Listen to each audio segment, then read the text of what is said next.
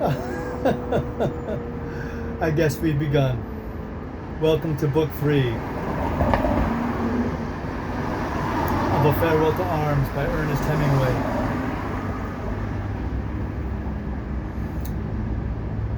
Now in the fall the trees were all bare and the roads were muddy. I rode to Goriza from the Udine on a camion. We passed other camions on the road and I looked at the country. The mulberry trees were bare and the fields were brown. There were wet, dead leaves on the road from the rows of bare trees, and men were working on the road, tamping stone in the ruts from piles of crushed stone along the side of the road between the trees. We saw the town with a mist over it that cut off the mountains. We crossed the river and I saw that it was running high. It had been raining in the mountains. We came into the town past the factories and then the houses and the villas, and I saw that many more houses had been hit. On a narrow street we passed a British Red Cross and ambulance. The driver wore a cap and his face was thin and very tanned. I did not know him. I got down from the camion in the big square in front of the town major's house. The driver handed down my rucksack and I put it on and swung on the two mousettes and walked to our villa. It did not feel like a homecoming. I walked down the damp gravel driveway looking at the villa. Looking at the villa through the trees. The windows were all shut, but the door was open.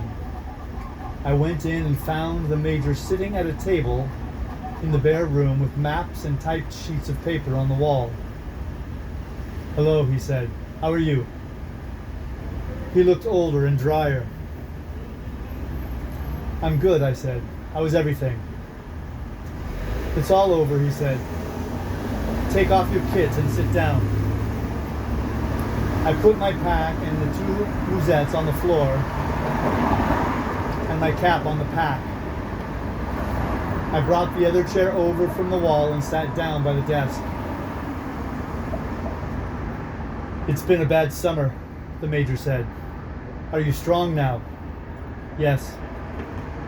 "Did you ever get the decorations?" "Yes, I got them fine. Thank you very much." "Let's see them." I opened my cape so you could see the two ribbons. "Did you get the boxes with the medals?" "No, just the papers." "The boxes will come later. That takes more time." "What do you want me to do?" "The cars are all away. There are 6 up north at Caporetto. You know Caporetto?" "Yes," I said. "I remember it as a little white town with a campanile in the valley. It was a clean little town and there was a fine fountain in the square." "They are working from there. There are many sick now. The fighting is over." "Where are the others?"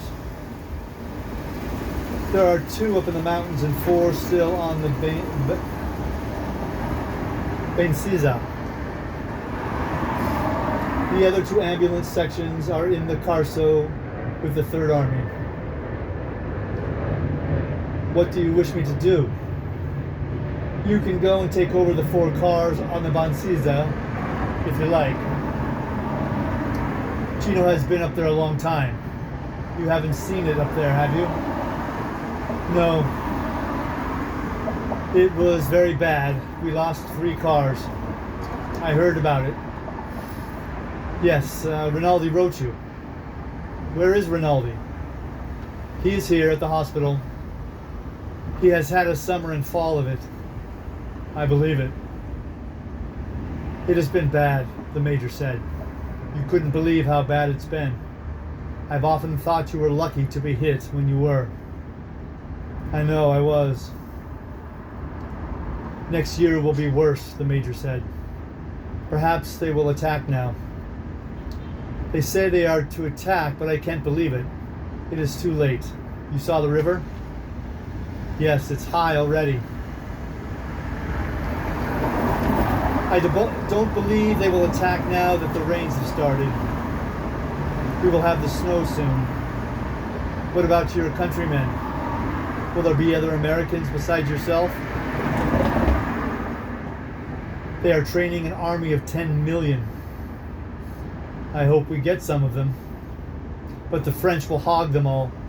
We'll never get any down here. All right, you stay here tonight and go out tomorrow with the little car and send Gino back.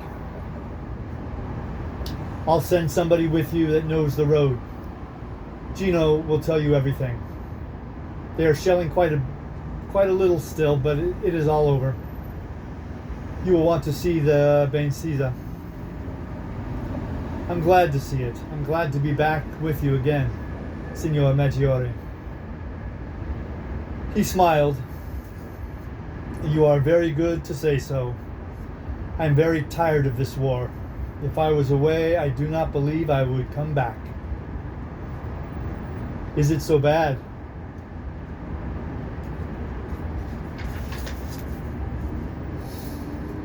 Yes, it is so bad, and worse. Go get cleaned up and find your friend Rinaldi. I went out and carried my bags up the stairs. Rinaldi was not in the room, but his things were there, and I sat down on the bed and unwrapped my puttees and took the shoe off my right foot.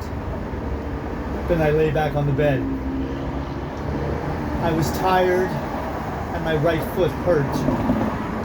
It seemed silly to lie on the bed with one shoe off, so I sat up and unlaced the other shoe and dropped it on the floor, then lay back on the blanket again. The room was stuffy with the windows closed, but I was too tired to get up and open it. I saw my things were all in one corner of the room. Outside it was getting dark. I lay on the bed and thought about Catherine and waited for Rinaldi. I was going to try not to think about Catherine except at night before I went to sleep. But now I was tired and there was nothing to do. So I lay and thought about her. I was thinking about her when Rinaldi came in. He looked just the same. Perhaps he was a little thinner. Well, baby, he said. I sat up on the bed. He came over, sat down, and put his arm around me. Good old baby. He whacked me on the back, and I held both his arms. Oh, baby, he said. Let me see your knee. I'll have to take off my pants. Take off your pants, baby. We're all friends here. I want to see what kind of a job they did.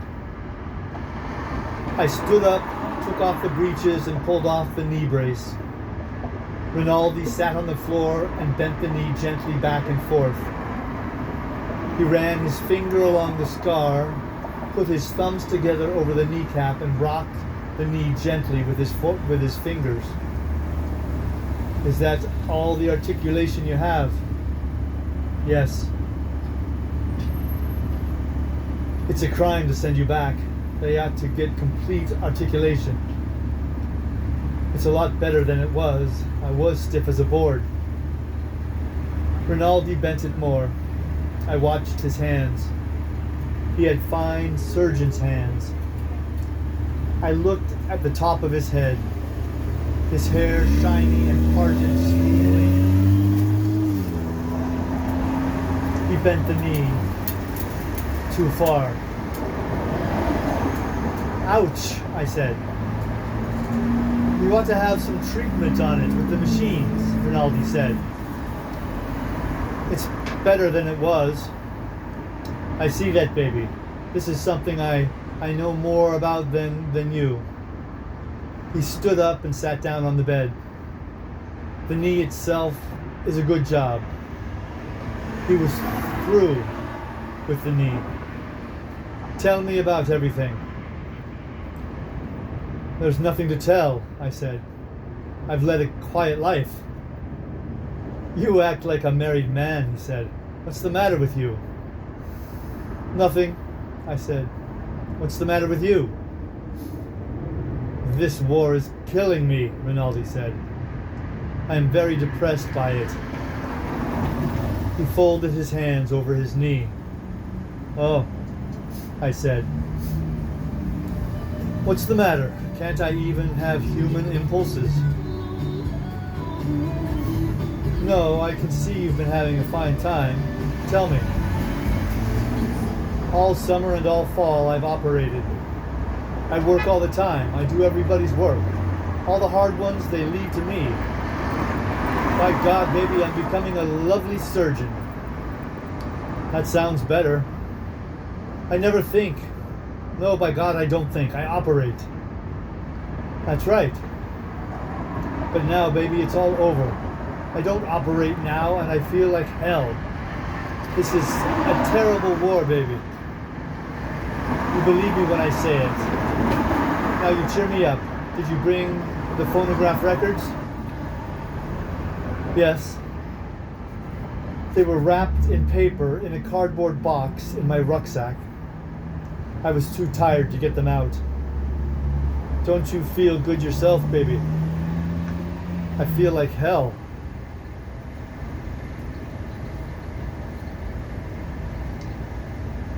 This war is terrible, Rinaldi said. Come on. We'll both get drunk and be cheerful. Then we'll go get the ashes dragged. Then we'll feel fine. I've had the jaundice, I said, and I can't get drunk. Oh, baby, how you come back to me. You come back serious and with a liver. I tell you, this war is a bad thing. Why did we make it anyway? We'll have a drink. I don't want to get drunk, but we'll have a drink. Rinaldi went across the room to the washstand and brought back 2 glasses and a bottle of cognac. It's Austrian cognac, he said. 7 stars. It's all they captured on San Gabriel. Were you up there? No, I haven't been anywhere. I've been here all the time operating. Look, baby, this is your old toothbrushing glass. I kept it all the time to remind me of you.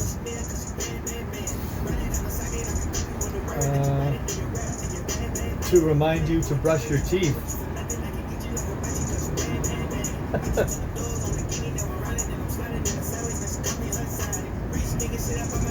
To remind you to brush your teeth. No, I have my own too. I kept this to remind me of you trying to brush away the Villarosa from your teeth in the morning. Swearing and eating aspirin and cursing harlots. Every time I see that glass, I think of you trying to clean your conscience with a toothbrush.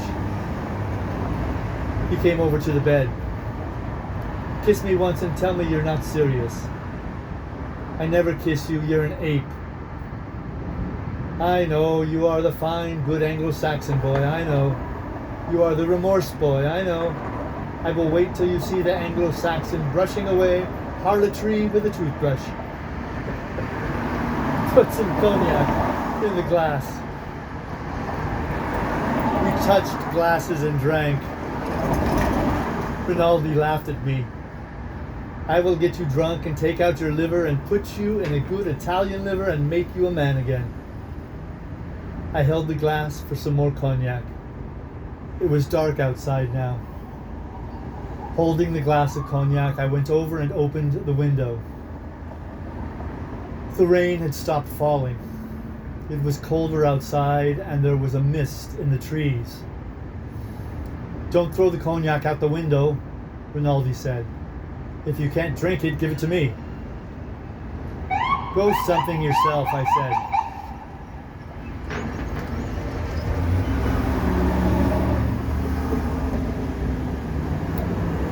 I was glad to see Rinaldi again.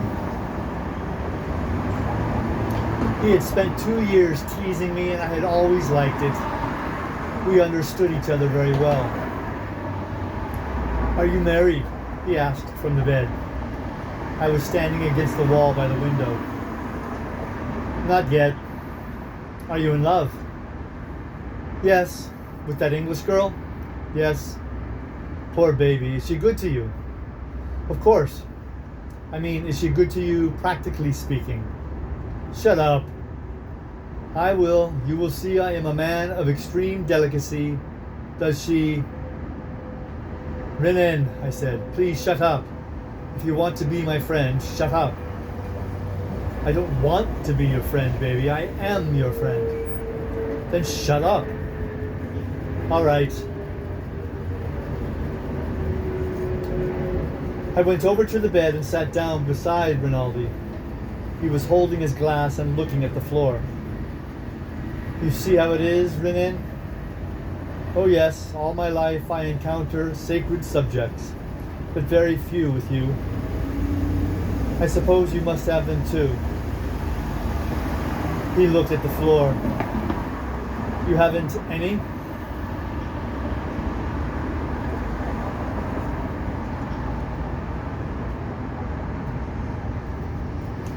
No, not any. Not any? No.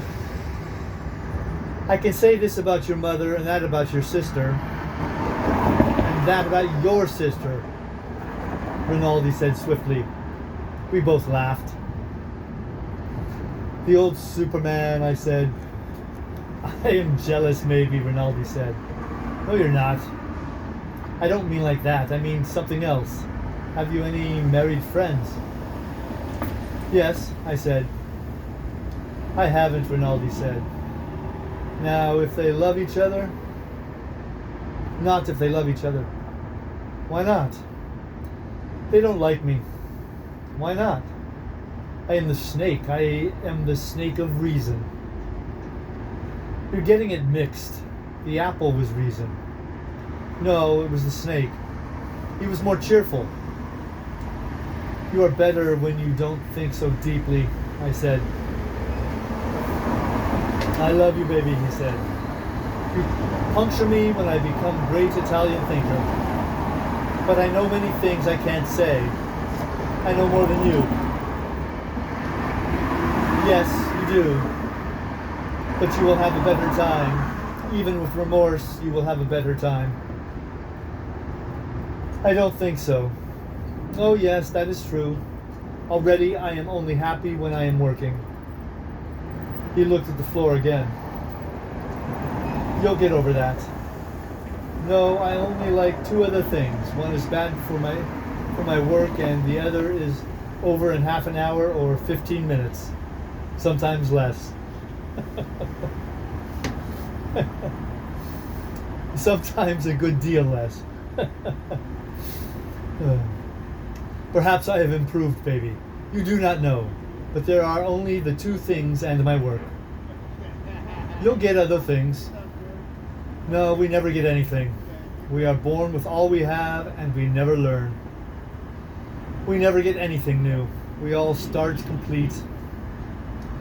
You should be glad not to be a Latin. There's no such thing as a Latin. That is Latin thinking. You are so proud of your defects. Rinaldi looked up and laughed.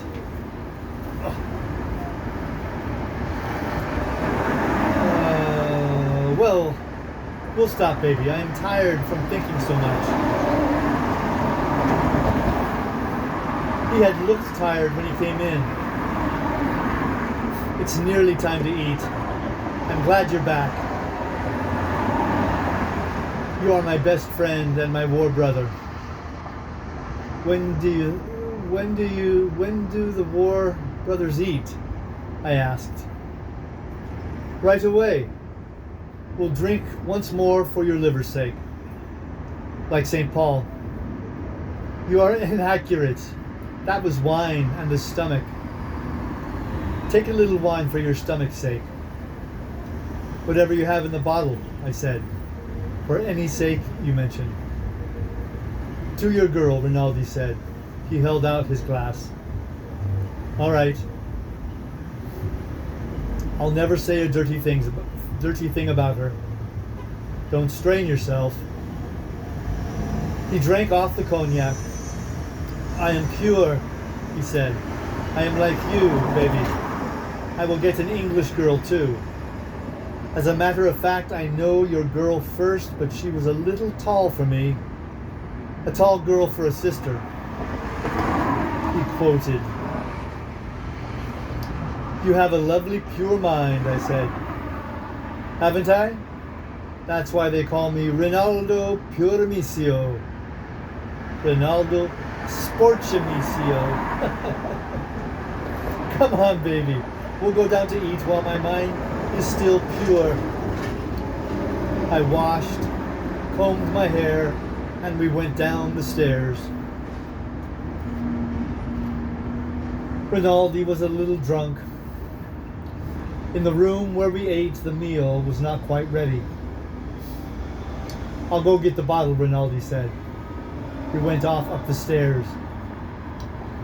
I sat at the table and he came back down with the bottle and poured us each a half tumbler of cognac. Too much, I said, and held up the glass and sighted at the lamp on the table. Not for an empty stomach. It is a wonderful thing. It burns out the stomach completely. Nothing is worse for you. All right. Self-destruction day by day, Rinaldi said. It ruins the stomach and makes the hand shake. Just the thing for a surgeon. You recommend it? Heartily, I use no other. Drink it down, baby, and look forward to being sick. I drank half the glass. In the hall, I could hear the orderly calling, Soup! Soup is ready! The major came in, nodded to us, and sat down. He seemed very small at table. Is this all we are? He asked. The orderly put the soup bowl down and he ladled out a plateful. We are all, Rinaldi said. Unless the priest comes. If he knew Federico was here, he would be here.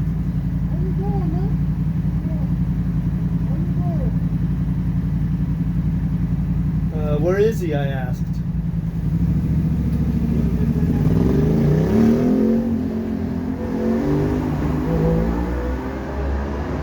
He's at 307, the major said. He was busy with his soup. He wiped his mouth, wiped his upturned gray mustache carefully. He will come, I think. I called him and left word to tell him you were here. I missed the noise of the mess, I said. Yes, it's quiet, the major said. I will be noisy, said Rinaldi. Drink some wine, Enrico, said the major. He filled my glass. The spaghetti came in and we were all busy. We were finishing the spaghetti when the priest came in. He was the same as ever, small and brown and compact looking. I stood up and we shook hands. He put his hand on my shoulder. I came as soon as I heard, he said. Sit down, the major said. You're late. Good evening, priest, Rinaldi said, using the English word. They had taken that up from the priest baiting captain, who spoke a little English. Good evening, Rinaldo, the priest said.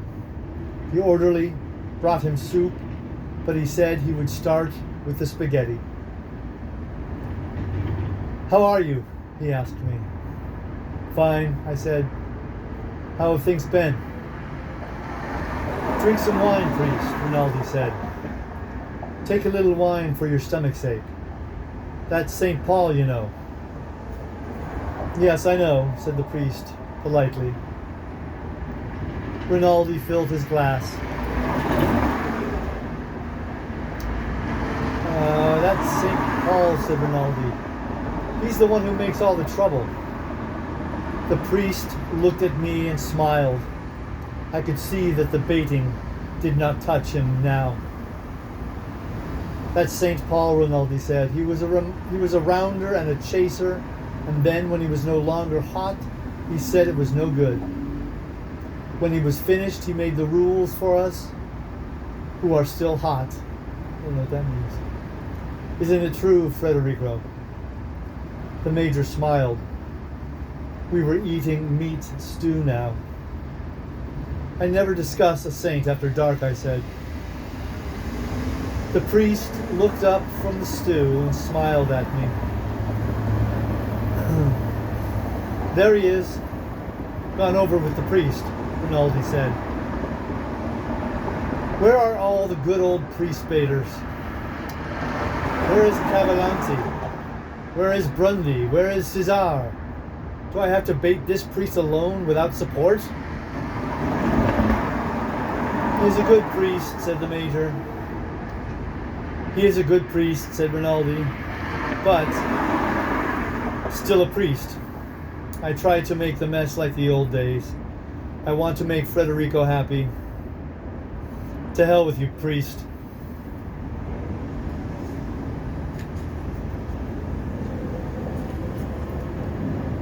I saw the major look at him and noticed that he was drunk. His thin face was white. The line of his hair was black against the white of his forehead. It's all right, Rinaldo, said the priest. It's all right. To hell with you, said Rinaldi. To hell with the whole damn business. He sat back in his chair. He's been under a strain and he's tired, the major said to me. He finished his meat and wiped away the gravy with a piece of bread. I don't give a damn, Rinaldi said to the table. To hell with the whole business. He looked defiantly around the table, his eyes flat, his face pale. All right, I said. To hell with the whole damn business. No, said Rinaldi. You can't do it. You can't do it. You say you can't do it. I say you can't do it. You're dry and you're empty and there's nothing else. There's nothing else, I tell you. Not a damn thing, I know. When I stop working. The priest shook his head. The orderly took away the stew dish. What are you eating meat for? Rinaldi turned to the priest. Don't you know it's Friday? It's Thursday, the priest said. It's a lie, it's Friday. You're eating the body of our Lord. It's God meat, I know. It's dead Austrian. That's what you're eating. The white meat is from officers, I said, completing the old joke. Rinaldi laughed. He filled his glass. Don't mind me, he said. I'm just a little crazy. You ought to have a leave, the priest said. The major shook his head at him. Rinaldi looked at the priest. You think I ought to have a leave? The major shook his head at the priest. Rinaldi was looking at the priest. Just as you like, the priest said. Not if you don't want. To hell with you, Rinaldi said. They try to get rid of me. Every night they try to get rid of me. I fight them off. What if I have it? Everybody has it. The whole world's got it. First, he went on, assuming the manner of a lecturer, it's a little pimple. Then we notice a rash between the shoulders. Then we notice nothing at all. We put our faith in mercury. Or salvarsan, the major interrupted quietly. A mercurial product, Rinaldi said. He acted very elated now. I know something worth two of that. Good old priest.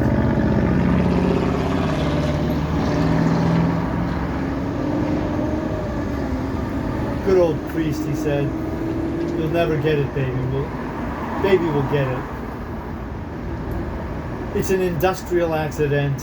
It's a simple industrial accident. The orderly brought in the sweet and coffee. The dessert was a sort of black bread pudding with hard sauce. The lamp was smoking, the black smoke going close up inside the chimney. Bring 2 candles and take away the lamp, the major said. The orderly brought 2 2 lighted candles, each in a saucer, and took out the lamp, blowing it out. Rinaldi was quiet now. He seemed all right. We talked, and after the coffee, we all went out into the hall.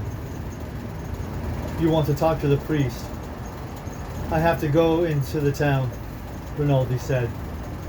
Good night, priest. Good night, Rinaldo, the priest said. I'll see you, Freddy, Rinaldi said. Yes, I said. Come in early. He made a face and went out the door. The Major was standing with us. He's very tired and overworked, he said. He thinks, too, he has syphilis. I don't believe it, but he may have. He is treating himself for it. Good night. You will leave before daylight, Enrico? Yes. Goodbye, then, he said. Good luck. Peduzzi will wake you and go with you. Goodbye, Signor Maggiore.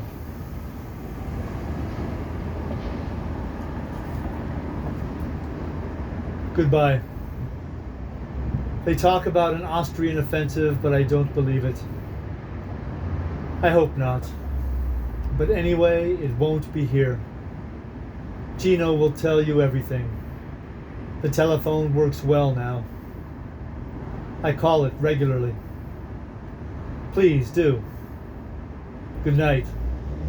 Don't let Rinaldi drink so much brandy. I'll try not to. Good night, priest. Good night, Signor Maggiore. He went off into his office.